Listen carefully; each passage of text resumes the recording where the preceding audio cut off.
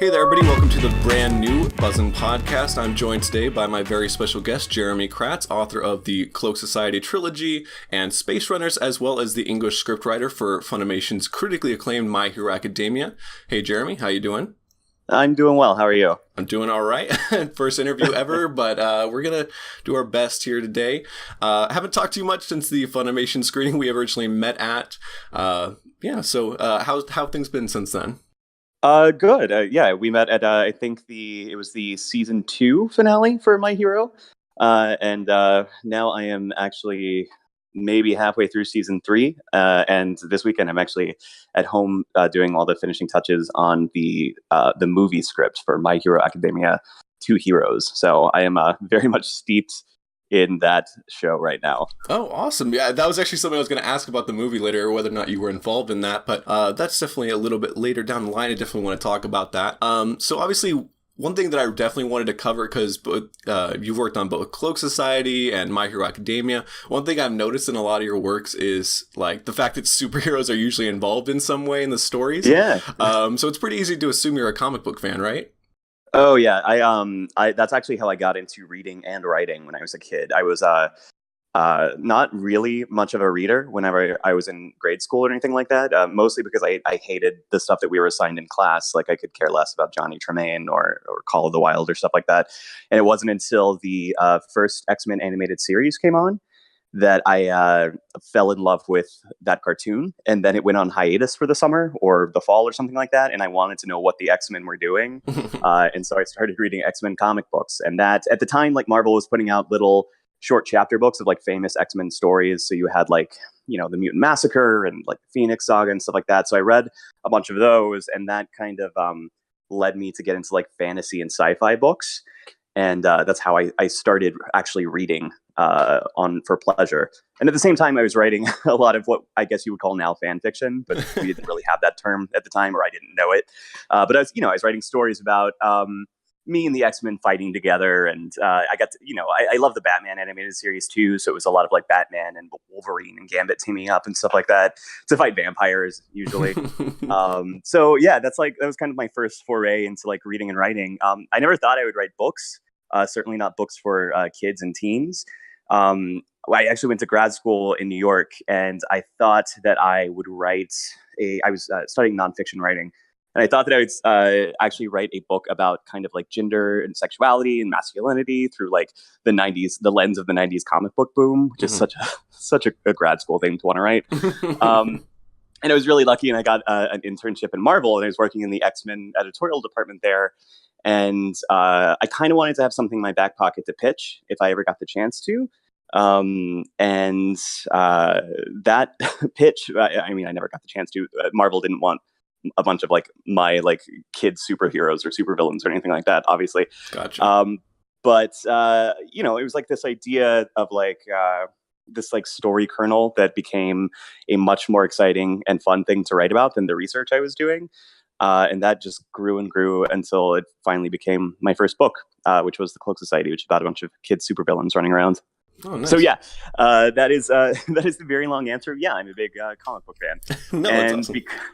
and because of I've been writing for Funimation for a couple of years before I started on My Hero, and that was one of the reasons I ended up getting My Hero was our lead writer at the time, the guy who kind of made the assignments, knew my background and knew I'd been at Marvel, knew I was a big nerd, and knew that I knew the world of superheroes. So that was kind of the impetus of like me getting the show to begin with. Although I think he called me like 3 or 4 times before he officially offered it to me, just to basically say like, hey, this is going to be a big deal, so don't screw it up. Do you think you can handle it? Which was a lot of pressure, but I'm very grateful that he did that. Yeah, for sure. It totally makes sense that would have happened, because like My Hero Academia, like in my opinion, a lot of people's opinion, honestly, is one of the biggest shonen anime out there right now. So I assume that can be a lot of pressure. Yeah, the thing about it is like I am so steeped in the anime world. So since I've met you, at the time, I think I was only writing My Hero. Now I'm actually an ADR script supervisor for Funimation. So I write My Hero, and then I supervise about 8 other scripts, and so 8 other properties every season. And so I'm watching a lot of anime. Uh, but outside of work, I usually don't know what's going on in terms of like what's big in Japan or like what's what manga is doing well in Japan. I usually only see what's in front of me.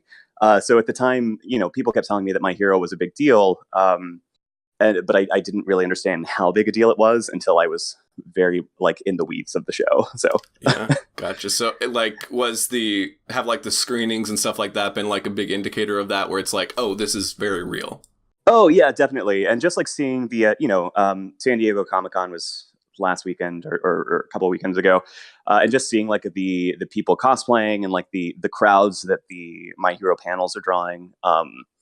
It's pretty obvious that people are enjoying the show, which is so much fun. It's also one of those things where like I do a lot of book conventions and go visit a lot of elementary schools and junior highs and high schools, and I talk to a lot of students. And it's one of those things where like I usually get up there and I'm like, "Hi, my name is Jeramey Kraatz. I wrote these books XYZ," and no one really cares. And then I'll be like, "Oh, I also write the English dub scripts for My Hero Academia," and that's what people like recognize, obviously. Oh. So that's always fun. Yeah, because you kind of get that spread. I think the Cloak Society books, those are kind of like the I think the term is like mid-range novel, where it's like kind of in between young adult and younger fiction or something like that. It's a middle grade. Middle grade. Gotcha. Yeah. Sorry. No, so yeah, no, you're good. Yeah. So there's kind of like that, and then My Hero Academia.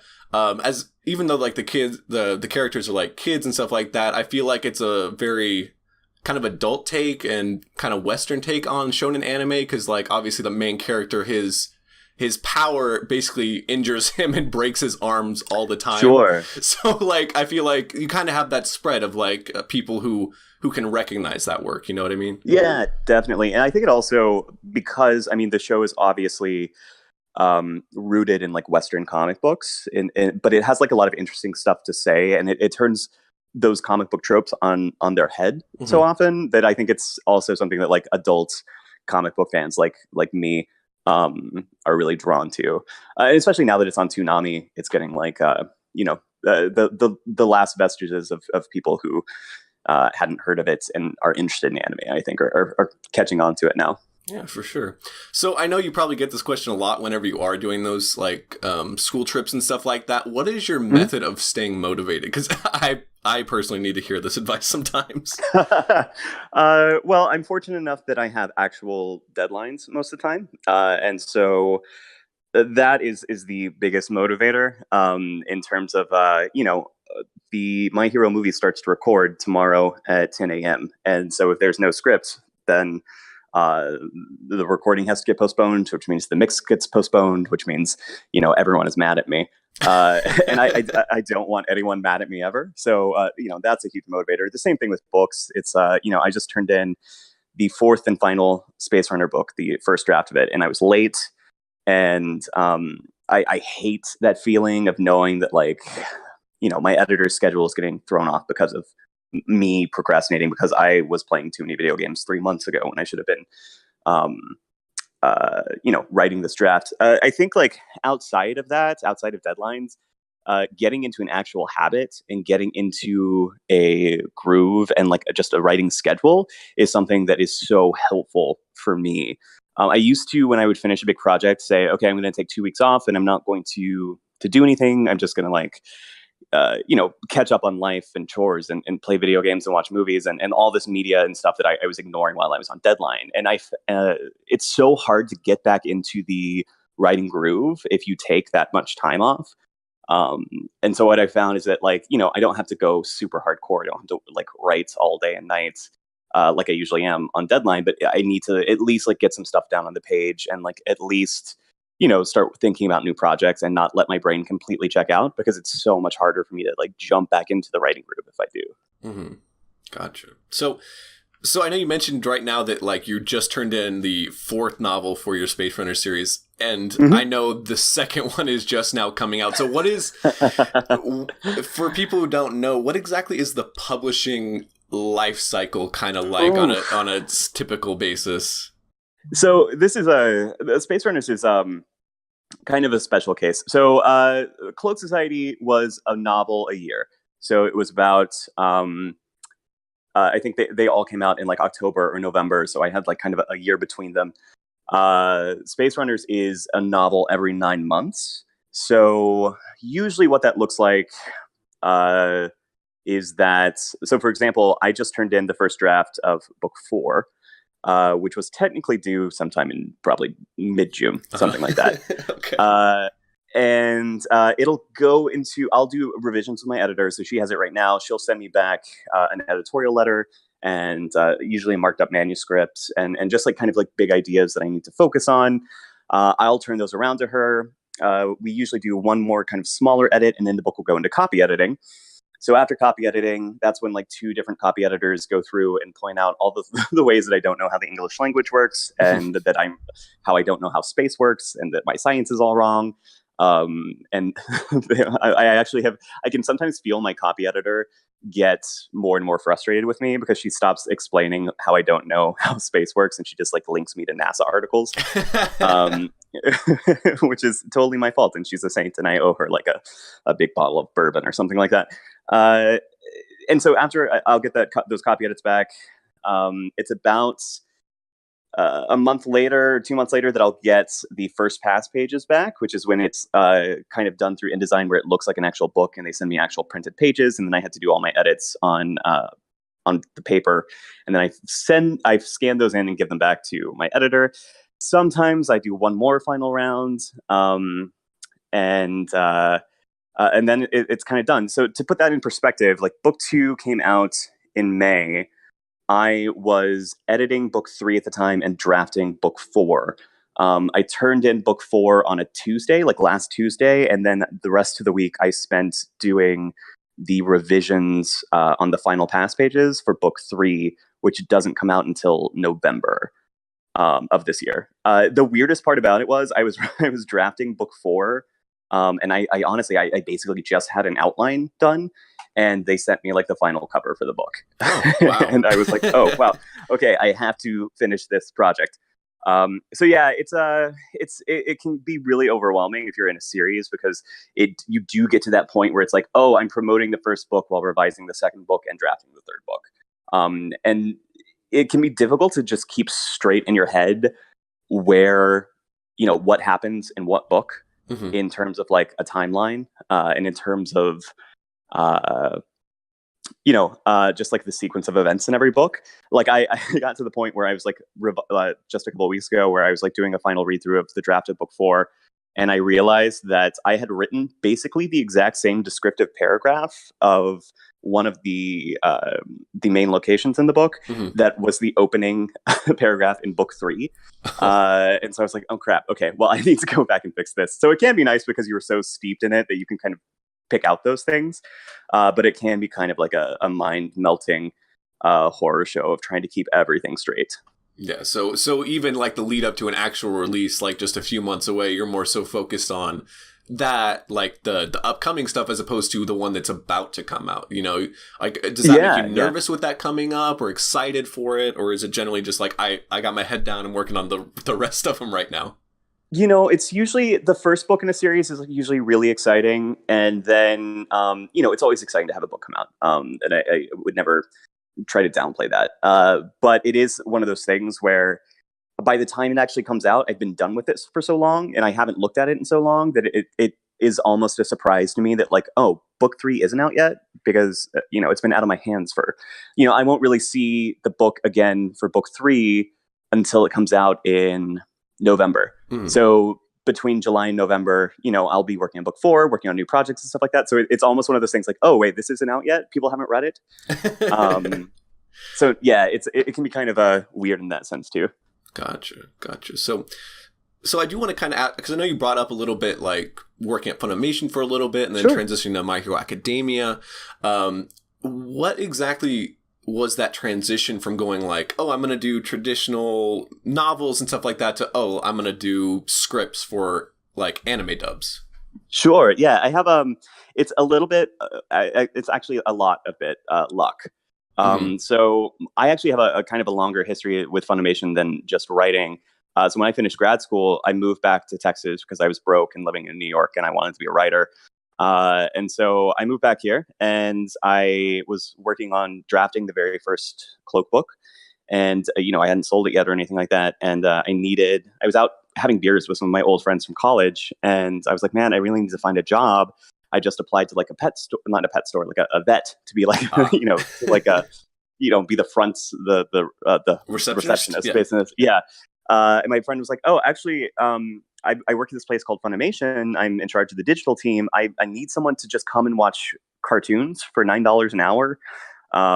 It's like untaxed as a freelancer contractor. Would you be interested? And I said, yes, that sounds like so much more fun than than having to deal with sick, dying animals. And so I went to Funimation, and I was working as a quality assurance tester, which means here's the thing, I'd never seen anime before. Oh, really? No. I had seen, I knew what Dragon Ball Z was. I knew what Akira was. I'd seen like this movie Ninja Scroll back when I was in high school, but like that was about it. And so I got there, and my very first job this was when we were putting the Dragon Ball franchise up on streaming for the first time. So my first job was to watch every episode of Dragon Ball and then Dragon Ball Z, first in Japanese, then in English, to proofread subtitles, make sure there were no audiovisual errors that happened during the encoding process, stuff like that. So it took me basically for 6 months. All I did for 8 hours a day was watch Dragon Ball Z and Dragon Ball, which was just like, think of trying to watch even a show that like is your favorite show of all time all day, every day. As like a job. It's as a job. Yeah, exactly. So there would be days when like I would watch 12 episodes of Dragon Ball, and I would catch any errors, but I couldn't tell you what happened like for 12 episodes. It was just like you get into a zone and just kind of like focus on the stuff you're supposed to be looking at. So after that, I ended up working my way up through Funimation. I became a copywriter there. I worked on like Attack on Titan was like my last big show that I worked on there. And then by that time, I think the third Cloak book was like about to come out. I'd sold some books. I had an invitation to teach at TCU, which was my undergrad alma mater. And so I quit and just to kind of like focus on writing full time. And right before I left, I met with the guy who was at the time in charge of scripts and said basically like, I write books for a living. I'm leaving Funimation, but if you ever need someone to write scripts, like let me know. And I was such like I didn't realize how difficult the job was because I very much had this attitude of like, well, I just wrote a whole book. So if you need me to write a script, like, don't, just call me. And so like 6 months later, he did, because we had a bigger lineup, and he sent me an audition script, and I completely bombed it. And he turned me down. And I talked to him a little bit about like why I didn't do very well on it. Which was because I was trying to match the Japanese audio and not the animated flaps or the animated mouth movements. And so he was very kind and let me do another audition script a few months later, and I ended up doing much better on that one. So I got some training from Monica Rial, who's an amazing script adapter and amazing voice actress. And and so I started off in some sort of like, less important shows and cut my teeth on it. And then like once I sort of like got into the groove of like how to script to animation or nouns that were already animated, then it became a much easier job. Gotcha. So and with that, a lot of people I think feel like don't understand how intense like the anime dubbing process can be, considering the fact that you have to, with those scripts, match up lip flaps, and people will be like, oh, why don't you just reanimate them, and not realizing, oh, that takes tons of man hours. It's not like an abridged series or anything like that. It's not even something that we have the capability of doing, like legal wise. Yeah, like from a legal perspective, from a contract perspective, or just like we have amazing animators and motion graphics artists who do our trailers and our promo videos and stuff like that. We have an amazing like engineering team who can like go in and rotoscope and recut stuff, but like we don't have the ability to go in and reanimate animation that's already been done. Exactly. So, and in My Hero Academia being part of Funimation's like simulcast initiative or simuldub, what exactly is the dubbing process like that? Is it very similar to regular dubbing, but a lot shorter time span, or how exactly is that? We were really lucky with the first half of this season because we were able to do day and date on My Hero. So it was airing, I think, if not the exact same time that the Japanese episode was airing in Japan, then like maybe an hour later, something like that. So there was literally like basically no delay in between when the subtitled episode came out and when the dubbed episode came out, which is something that's if you think back on how it used to be that an entire series would be completed before the dubbing process even began. So it would be 6 months, a year before a dub would come out. So the idea that like we can now put out a dub at the exact same time that the Japanese comes out is kind of mind blowing. But you're right, it does take a ton of work, and it's a lot of people who have to work in perfect harmony in order to get it out. So like for My Hero, back when things were day and date, we would usually get materials about 2 weeks in advance. And so that would immediately go to the translator. We have an in-house translator working on that. And it also go to a time coder. So someone who goes through and lists, the exact time when a line starts, when someone has a reaction, when someone gets kicked and they have to grunt, stuff like that. And that's the script that eventually comes to me that I kind of start plugging away at and adapting the translation into something that sounds like English dialogue, that sounds like something the characters would say, that fits the flaps, stuff like that. And then as soon as I'm done with the script, it goes to our director, and they start recording usually the day after I turn it in. Sometimes it's I turned it in at 9:45 and they start, Justin Briner, the guy who voices Deku, is in at 10 a.m. So it's a really fast turnaround. And then they have some time to a week to record, and then it goes straight into mixing, so that's like not only audio levels but also like this character has a helmet on, so what is that going to sound like? And our director kind of oversees that as well, and then it goes to our digital team and it gets QC'd, so the thing that I started at Funimation doing, and then it's uploaded. So it's a very fast process, and by the time episode 50 is recording, I'm looking at episode 51. So sometimes it's an issue of, this, not usually for My Hero because it follows the manga like so closely, but there have been instances on other shows where it's like there's no source material. So we realize in episode 3 that these lines that we wrote for episode 2 don't actually make sense. Okay. And so, then it's like a race to get pickups and a race to, get those actors in. It's kind of crazy. Funimation has its stable of actors that are local, but we also do a lot of casting from LA and New York and Houston. So we do Source Connect, where the director can basically has a live feed of the actor in a studio in LA or something like that. So if we can't fly them out, or it's like a one-line pickup that we need to change, then we can do something like that. So. Gotcha. It's a very intensive process for everyone. It definitely sounds like it. So with the movie, is that a pretty similar process, like as far as like the dubbing, or is that like, okay, we have a little bit more source material, we have a bit more time, let's just try to get this out at a relatively similar time? Just because of the sheer length of it, we had more time built into the schedule for it, but it is it is fairly similar. I was very lucky in that we premiered the movie, a subtitle version, at AX Anime Expo back in June, I think. So we've had like materials for it that weren't actually complete. There's some animation stuff that was still being done, but we had a recorded script, and so we get a translation in, and so I could actually start working on it in my spare time earlier than we anticipated. So, but yeah, it is kind of a very similar process. It's slightly different in the sense that I can't tell you who's cast in anything, but we do have some people who will have to fly in, and so that becomes much more of a scheduling predicament for our incredible person who schedules all of our voice actors for all 18, 20 shows that we're recording at any given time. But it's pretty similar. Knowing that it's going to be in theaters and stuff like that is probably more pressure than me just writing, episode 54 or something like that. But otherwise, it's pretty much the same process. So is there any sort of premiere that you're looking forward to, like some sort of cast one? It's like, oh, I get to see this up on the big screen that you're looking forward to? Yeah, I don't know exactly what we're doing, but we usually have at least some sort of local cast and crew, and we give away tickets for fans and invite people and stuff like that.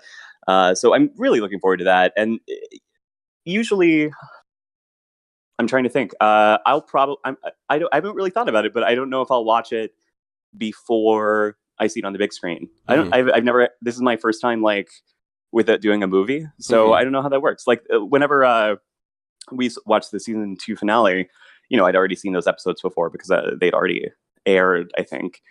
And watch them through a million times to make sure everything sounds right, Yeah, exactly. Or I usually watch it. I watch stuff before it goes up because I'm at Funimation and I have the power to do that. But yeah, I don't know. I'll probably spot check it and just see a couple of lines that I'm excited to hear. But yeah, maybe I'll hold out until it's on the big screen. Oh, awesome! Yeah, for sure. So. I know you mentioned the flying in of voice actors and kind of the craziness of getting them all in. And I know a lot of people out there are curious, okay, how do I get into anime voice acting? How do I get into anime writing? Do you have any advice for that? I know you mentioned it's a lot of luck, and that's generally what a lot of people say. But then there are also other people who are like, oh, I'm going to move to Dallas and work at Funimation. It's that easy. So what exactly is your advice, on the optimistic side, but also on the realistic side? On the optimistic side, I would say that we have a lot of directors who really enjoy casting new talent. I've heard complaints before from fans, and there's some validity to this, that because Funimation uses a lot of the same actors because they're local and we kind of have them sort of on staff. Some of our dubs can sound homogenous if we're not paying close enough attention to it, which I totally get. And so we have directors, especially now, who are actively seeking out, I'm going to cast someone new and get a new voice in here and stuff like that. So that's great. And what I usually hear is the main thing is not that you're a voice actor, but that you're an actor in general. And so the things that you learn in theater and by acting classes, stuff like that, is completely going to carry over. And especially, I was just talking to a director who was working on a show that's very slice of life and set in a historical time period. And he did auditions, and he was like, I can always tell immediately if someone is an actor or if they just love anime, because they come in because you come in and they do a quote unquote anime read, which is it sounds like something you would hear in DBZ or something like that. And for a show that's slice of life, that's not going to cut it. That's not the correct tone or anything like that. So they're always looking for actors. And I mean, if you look at a lot of our voice actors, almost all of them are doing local theater, are doing live action TV and film, stuff like that. So yeah, just focusing on acting. A lot of our more famous voice actors do workshops, sometimes via Skype, sometimes in person if you're not here. So and they will have much more information getting how to get into the the process, generally speaking. So on the downside, a lot of times, because our dub schedule is so fast, so the seasons overlap a little bit. If there's no time between season, the summer season and the fall season, then a lot of times the director doesn't have the chance to hold auditions. And a lot of these directors have, you can kind of watch a show and immediately think, oh, out of the 100 voice actors I know this person will do a great job in this role. And so that's how things end up getting cast. The other thing I'll say is, because I have heard people who are like, oh, I'll just move to Dallas or Fort Worth and start working at Funimation and start auditioning, is the fact that, if you're an unknown entity, if you're an unknown quantity, you're not going to get cast as the lead in anything on your first tryout. You'll do a bunch of Walla, which is the background characters, which, you may get a couple lines. You may not as onlooker 24 and, or you're just doing, general crowds in the background where you're just kind of mumbling. And that's no way to make a living, because, they want to make sure you're trustworthy and that you can do it and that you have the, just the vocal range and that there's someone you can count on, or you're someone they can count on before, they cast you in a role that could go for 100 episodes, depending on what the show is. So, yeah, it's kind of difficult to get into. It's very difficult to get into. And It's also, I would say, much harder in the booth than you might expect it to be. So I've done, I'm in the offices now, so I'm always at Funimation. So I will, on occasion, get a director stop by saying like, "Hey, I'm almost done with this episode. I have like one line that needs to be recorded by someone who'll never come back. Can you come in and say like, not again, or for this character, or like, oh my gosh, look at that superpower for this other character?" And I'm like, yeah, of course. And I've done this for my hero several times, and it's this weird thing where like I've written these lines, I perform them when I write them, because that's how you make sure that it matches the timing and then matches the animation. So I've said this line already like 5 or 6 times. I know it fits. I know how it's supposed to sound. But as soon as like the 3 beeps go in the booth and then it's complete silence, I just freak out. Like it's something switches in my brain.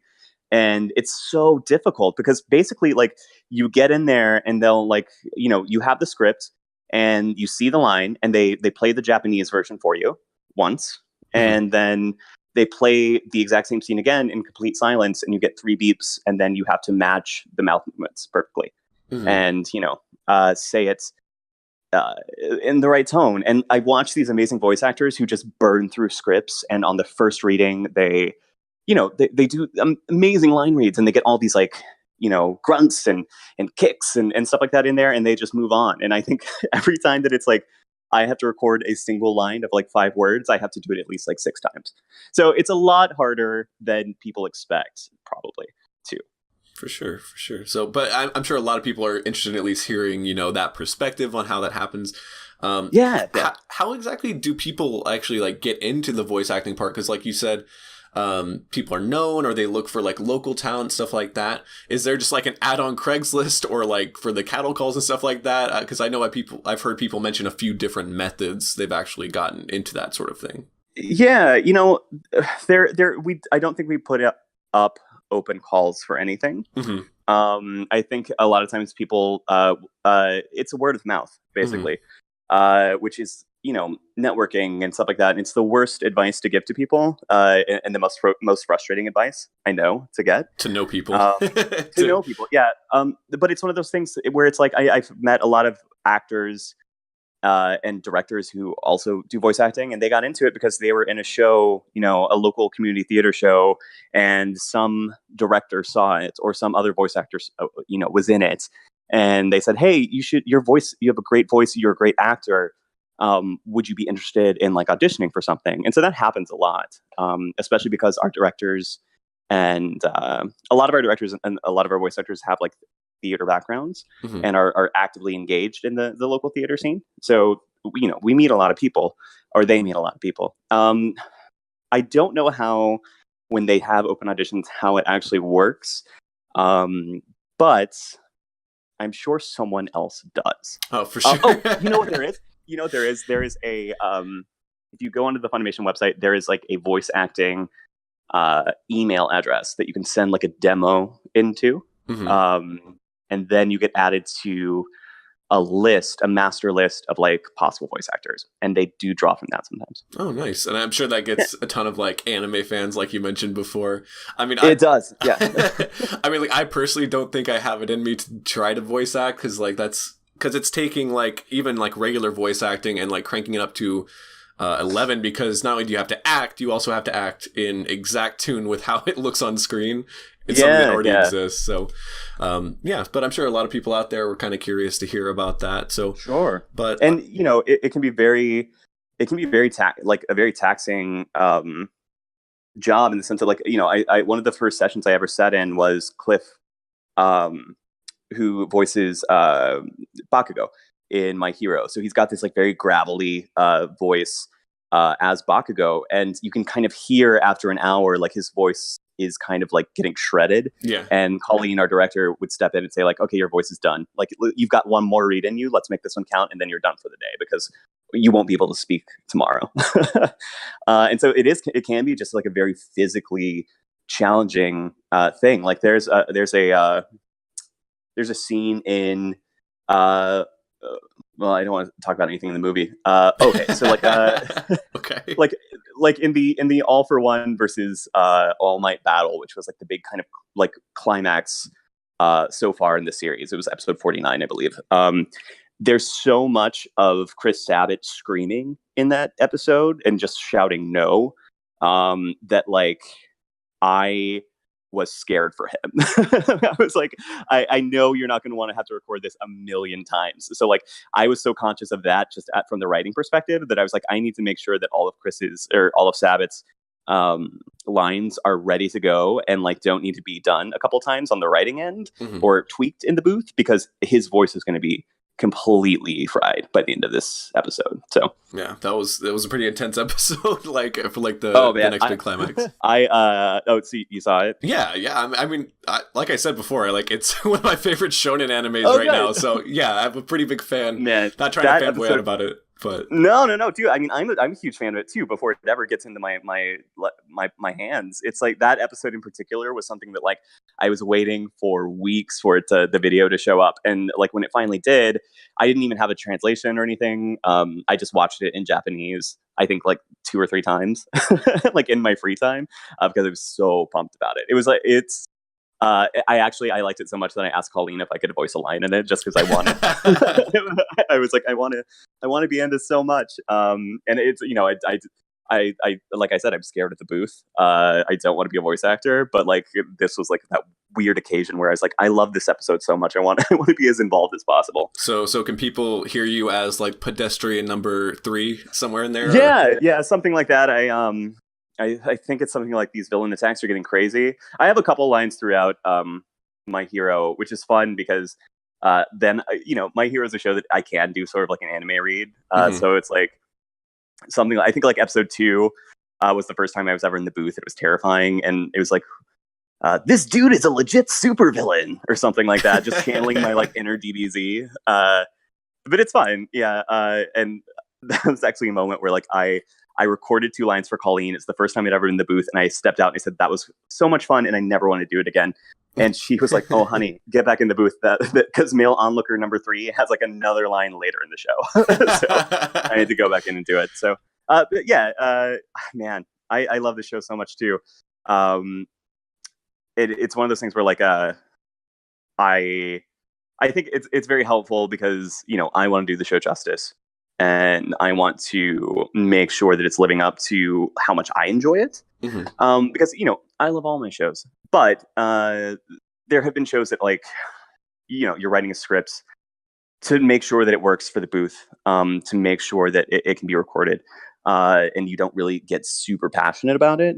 But this is, it's always helpful when you're a fan of the show that you're working on. Yeah, for sure. And you're like, this is the one. This is my baby, essentially. Like, hey, this is the one that I really care about, 100%. They actually were like, do you want to, contract out or find another writer for a couple of episodes while you're working on the movie? And I was like, no, I will gladly put in the extra work because this is my baby and my child. And and I know these characters so well. Yeah, so you've been doing season 3 and the movie? Yeah. Oh, wow. Dang, that's a lot. Yeah, it's been a lot of fun, but it is one of those things that I know the characters so well that like I can definitely do it faster than someone who's just jumping on. Like, so the other ADR script supervisor is the writer for Black Clover. And so she's in a similar position where she's, I think, in like the episode 40 of the show. And we talk all the time about how like it's, these are big shows and they're important shows, but like we can write them so much quicker than most people who are, writing just episode 2 or episode 3 of something, just because we know these characters inside and out and we know this world that like it's, I can see the line that the translator wrote for Mineta, and in my head, I'm immediately saying like, oh, well, here's how Mineta would say it, because it would be a little pervier, and I need to add a couple of S's because Brina Palencia lisps whenever she voices Mineta. So it's one of those things that like, it's kind of like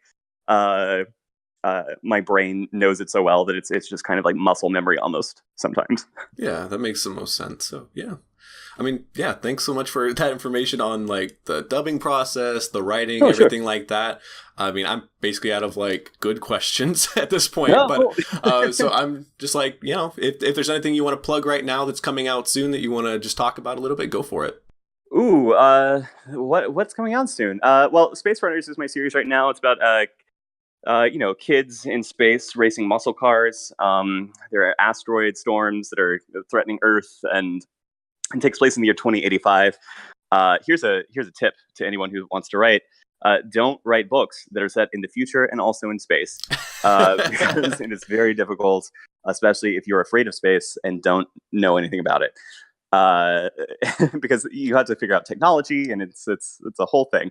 But it's a really fun series. I think it really amps up the action in book 2, which came out I think in May or February, something like that. Book 2's out,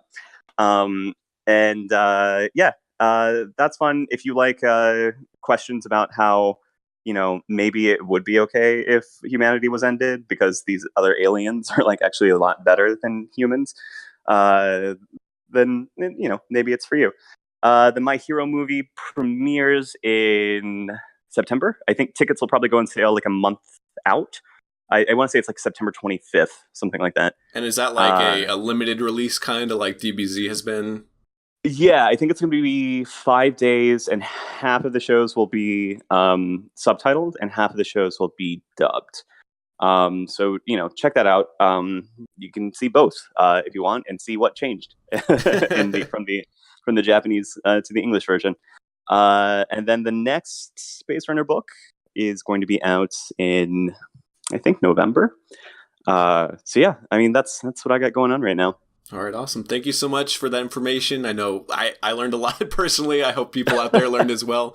That's a big thing for me. It's just kind of like, if you're going to spend time listening to content, you might as well learn something about it. Yeah. So thanks so much for joining me. It really means a lot, especially on the first episode of the show.